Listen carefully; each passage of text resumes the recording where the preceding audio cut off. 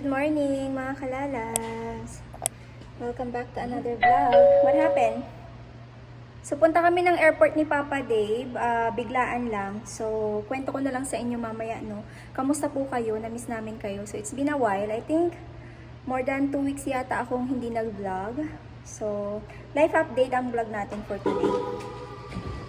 Okay. But for now, samahan nyo kami pumunta ng airport. May nag-move ng upuan ko kasi nung nakaraan, I think si Nicole, ang nag-move dito kasi siya umupo dito eh. Hi my love! Hey love, how are you? Do you miss Kalalak's family? I do, and look at, you know what? I was actually wondering when we were going to start vlogging again because I miss everybody so much. Yeah. Pasensya na mga kalalabs. Hindi ako nag-vlog ng matagal, but anyway, we are back, so let's go sa go. It's already almost 11 ng umaga. So airport muna tayo. Let's see kung ano mangyayari. Again, kwento ko na lang sa inyo mamaya.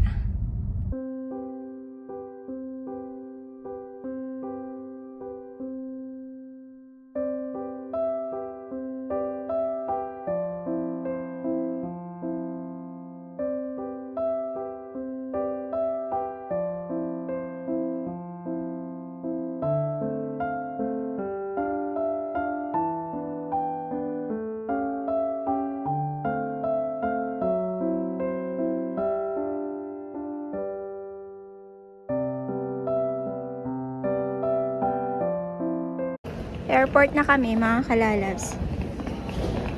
Okay. Let's see what will happen. Finally, tapos na kami dito sa airport mga kalalabs.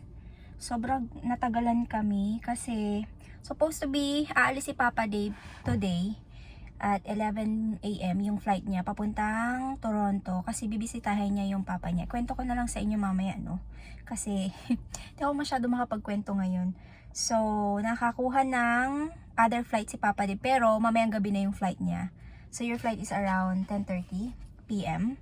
So, nakakaloka ang WestJet at saka Air Canada. Sobrang nakaka-stress. Nakaka-stress na nakakapagod ang Air Canada at saka WestJet. Di ko alam kung anong nangyayari sa kanila. Mas pa sila, mas grabe pa sila sa Cebu Pacific at saka AirAsia. Matindi. So, anyway, hanap kami ng restaurant. Kakain kami ni Papa Dave. It's almost 1 PM. So, we didn't have any breakfast yet. So, kakain tayo. So, we are looking for our restaurant ngayon sa internet. And then, update ko kayo mamaya pag nasa restaurant na tayo. Pili lang kami saglit. Thank you. Kain tayo mga kalalabs. So, andito kami sa Katsusan. So, Papa Dip ordered yung 4 kinds of katsu and then yung sa akin yung regular lang. Kain!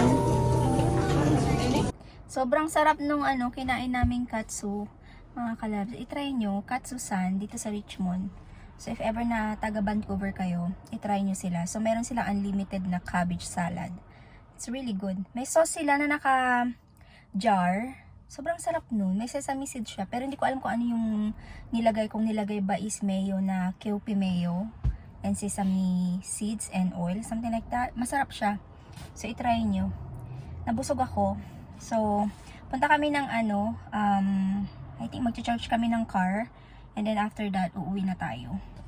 How's your lunch, love? Yummy! Yummy in the belly. Nag-take out kami para kay Nicole. Kasi paborito ni Nicole ang katsu. Yun yung mga favorite niya. Sabi ko, mag-take out tayo ng para kay Nicole. Do we have to go? Because there's a waiting list. Okay, anywhere. Let's go to the Stevestoke. Okay. Hanap kami ng charging. Ube! Ube! Tingnan nyo yung nangyayari sa carpet namin. Ito talaga yung yung downside pag may alaga kang pusa. Kasi ini-scratch niya lahat. So, ini-scratch niya na yung namin, yung carpet namin. Tapos yung, itong niya, yung laro-laruan niya. Ayan, di ba may bala-balahibo? Kaka-vacuum ko lang, tingnan nyo nangyari, oh. O, di ba? May tumatahol. Hubi, what's that? What's that noise? Opo, po, po. Ay, naku po. Liko dito. Liko dito. Kasatapos niya lang kumain. Yummy food, ube? Chap, chap, chap, chap. Uy. Gabi na mga kalalas, ngayon lang ako nakapag-update sa inyo. It's already 7:14. Si Papa Dib ay maya-maya alis na siya. So, pagbalik namin dito sa bahay, hindi na ako nakapagkwento, no? Kasi nga, grabe, ang lapit-lapit ng pinuntahan namin. 6 hours kami sa labas. Paano naman, di naghintay kami sa airport, di ba? May pinapalitan kami. Tapos, yung after naming pinapalitan yun, I think more than 1 hour kami doon. Tapos, naghanap kami restaurant, kumain kami. Siyempre, kumain kami. Tapos, nag-charge ng car. Tapos, nung nag-charge kami ng car, Diyos mio, Marimar, yung mga, charging station puno. So, naghanap kami ng, ng ibang, charging station pa. So, ayun. Pahinga lang ng saglit. Hinintay ko si Nicole, wala pa dito sa bahay. So, sabi ko sa kanya, umuwi siya ng before dark. Hindi nakikinig talaga yung bata na yun eh. Matigas ang ulo eh. So, ayun. Anyway. Ube, are we going to say bye to Papa Dib na? Kasi alis na siya maya-maya. Ito ang katabi ko, may matulog. Tenyo. Ay, sus, ube. Ito talaga. Kakagigil ka talaga eh. Kakagigil eh. Bubu. Oh, bubu. Ay, shush my worship, ube. Hello mga kalalab ka mo di miss us oh. Do you guys miss us? Ikaw, hindi ka naman siya ayaw mo magpakarga.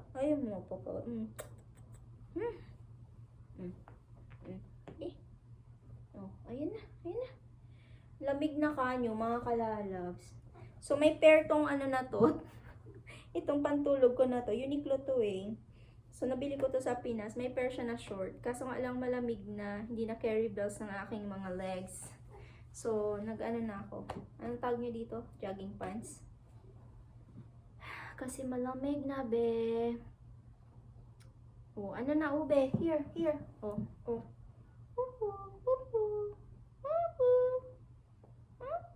Anyway, magkwento ako sa inyo mga kalalabs, no? Kung bakit, pupunta si Papa Di biglaan sa Ontario kasi nga po is may masama kaming balita na tanggap. Actually, ito din yung isang reason kaya hindi ako nakapag-vlog lately. Kasi syempre, pag malungkot ako, ayaw ko talaga nagbablog at saka affected ako. Ayaw ko talaga. Kaya hindi ako nagbablog mga kalals. Pasensya na kayo, no? I know marami nagtataka kasi may nagko-comment din kayo sa mga, minsan nagpo-post din ako sa aking Instagram at saka sa aking Facebook page. Minsan ako dyan. Nagpo-post ako pero wala talaga. Talagang sabi ko, ay wag muna ako mag-vlog. Pag ready na ako, saka ako mag-vlog. So, ayun, biglaan yung biyahe ni Papa Dave kasi nakatanggap kami ng masamang balita nung nakaraan galing sa sister niya na tinaningan na daw yung tatay niya. So, nakakalungkot pero kailangang tanggapin. And, kasi meron din naman siyang ilang ulit na operahan yun eh. So, meron siyang operasyon sa utak, meron din siyang operation sa sa liver niya. Tapos, yung sa operasyon niya sa utak niya or sa brain niya is nagkaroon ng side effect yun, nakalimot siya. So, nung last time na pumunta si Papa Dib doon, na binisita siya, hindi siya maalala. Tapos nung hindi siya maalala, nalungkot siya, masakit, masama yung parang niya, yung kinikwento niya sa akin. Pero alam niya si Papa Dib, parang ako yan. Mayroon siyang yung parang hindi niya ipapakita na nasasaktan siya, hindi niya ipapakita na malungkot siya. So, ganyan din ako. Pag meron akong hindi talaga, pag may problema ako, hindi halata. Hindi nyo makikita may problema, ganyan. Kasi kailangan, we need to be strong. Pero at the same time, hindi mo rin kakayanin talagang mag-isa. Kailangan sabihin mo din talaga. Alam mo yun, kailangan i-let go mo, yung may mapagsabihan ka, kahit yung pusa mo, sabihan mo. Kahit di niya na naiintindihan, di ba? At least may pinagsabihan ka. So, ayun. Yun nga. So, yung iniisip ko pa lang na gusto ko ikwento sa inyo. Parang di ko carry bells. Basta yun na yun. Yung niya, yung sa liver niya naman is nag-spread. Yung parang kumalat yung cancer niya sa liver. Kaya, yun yung sinabi na na nagbigay na sila ng tanning. Sabi ko, grabe no, yung malaman mo kung ilang araw ka na lang mabubuhay sa mundo. Parang, anong gusto mong gawin? Parang ganun. Sabi ni Papa Div kanina. Humihingi daw ng sigarilyo. Kasi mahilig manigarilyo yun eh. Yung tatay ni Papa Div. Tapos, humihingi daw siya ng alak. Sabi niya dun sa kapatid niya, pwedeng bigyan mo. Kasi, yung sa huling, niya na lang, yung huling araw niya, sa buhay niya, at least, naging masaya pa siya na ibigay mo yung, yung gusto niya. Sabi ko, oo nga, sabi ko kanina. Ba't di niya na lang ibigay? Sabi nung kapatid niya, hindi pwede kasi yung sa, niya, sa health niya, ganyan-ganyan. Sabi naman ni Papa Div, tinaningan na nga siya eh. Sabi yung ganun. So, sabi ko din, niisip ko din, oo nga, sa health niya din. Tapos sabi ni Papa Div, pag tinaningan ka, tapos may gusto kong hiling na gusto mong gawin, hindi mo ibibigay. Dapat ibigay mo, sabi niya. So, ayun, hindi ko alam kung anong mangyayari, pero ayoko tumanda dito sa Canada, B. Ayoko ditong tumanda. Kasi pag tumanda ka dito, ilalagay ka sa home care. Tapos, iba-iba na yung mag-aalaga sa'yo. Tapos, na-stuck ka na sa building. Kinikwento ko nga kay Papa. Sabi ko, gabi, alam mo, parang ang hirap-hirap ng sitwasyon ng papa mo, no? Sabi ko, imbis na ma-enjoy niya pa yung buhay niya na nasa labas siya, yung alam mo yun, yung parang kasama niya kayo, kasama niya yung mga apo niya, dun sa kapatid mo, nagpupunta sa park, mga ganun. Iba, yung tatay mo nasa loob ng room, tapos, ang kasama niya, yung may sakit din, na hinihintay din na mawala, yung magpaalam sa mundo. Yung parang nakaka-depress yun, di ba mga kalaro? Sabi ko, naisip ko, ayoko tumanda dito. Kung tatanda pa man din ako, no? Hindi naman natin alam yung buhay. So, parang ang hirap-hirap tumanda dito, yung parang ilalagay ka na lang sa home care. So, for sure naman, sa mga, Filipino, yung tayo mga Pilipino, kung ang pamilya natin is, andi dito lahat sa Canada, hindi ko alam kung, kasi yung kaibigan ko, hindi nila nilagay sa home care yung lola nila eh. Sa bahay talaga siya. Inalagaan talaga siya. So, sa mga, mga foreigner siguro ganun, no? Pero naisip ko lang, natatakot ako na tumanda dito. Parang ganun. Na-share ko lang sa inyo, no? Pero of course, ka naman dito, maalagaan ka, ganyan-ganyan. Pero iba pa rin yung alaga ng pamilya mo sa'yo. So, yeah, na-share ko lang sa inyo. Yung mga, naganap. And, wala din naman ako masyadong ganap din kasi mga kalalabs. Dito lang din ako sa bahay. And then, nagtatrabaho. Tinutulungan ko si Papa Dave sa negosyo.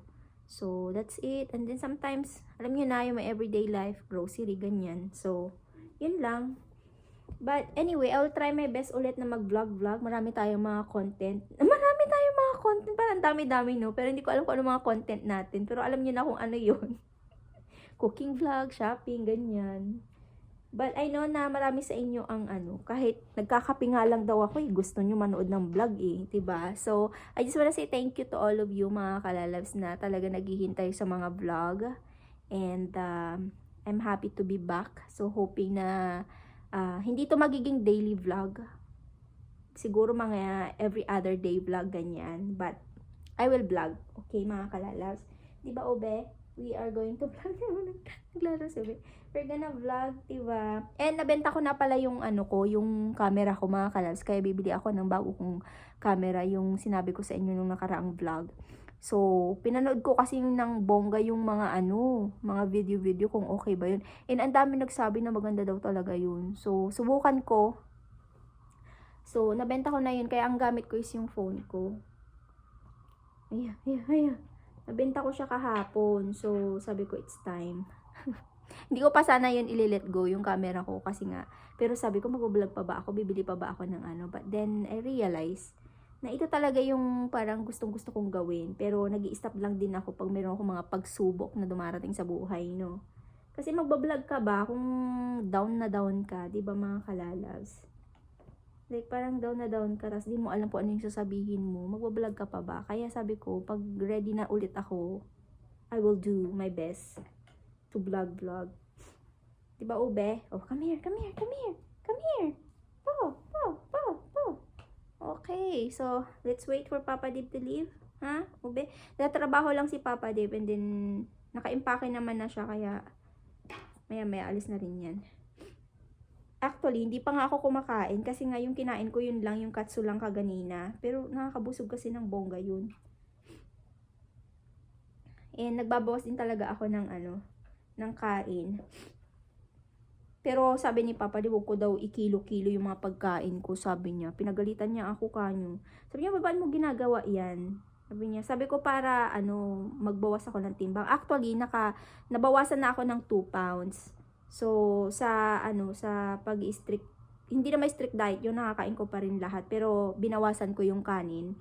So, hindi ko pala naikwento sa inyo na, mataas pala yung sugar ko, na sinabihan ako ng doktor na, magbawas daw ako ng timbang. So, I tried my best na mayroon akong 10,000 steps a day. Tapos, yung pagkain ko is bawas sa kanin. Yung kanina, yung nakita nyo sa video na may, kumurot lang ako ng konti na rice kasi para meron akong konting carb. So, konti lang. And then, ayun, pwede pa naman din ako kumain ng rice, pero, minsan kasi, pag kumakain ako ng rice, pagod na pagod yung feeling ko. Tapos, basta yung feeling na parang down na down ka, pag kumain ako ng rice. So, nagpapataas pala ng sugar, despite ko siguro yun. So, binawasan ko yung rice. Okay. Update ko na lang kayo mamaya pag umalis si Papa Dave kasi andyan na naman po si Wang years. Tsaka nakipaglaro si Obi. Paglaro siya. O, tingnan nyo. Ay! Bay! Vuvu. Ano na? Gusto niya to eh. Oo. Ano na? Aray. It's waiting for you. Waiting for me.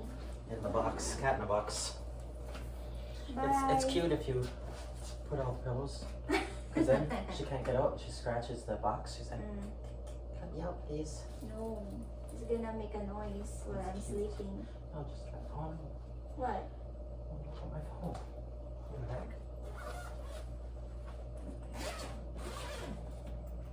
Check it. Did you check everything?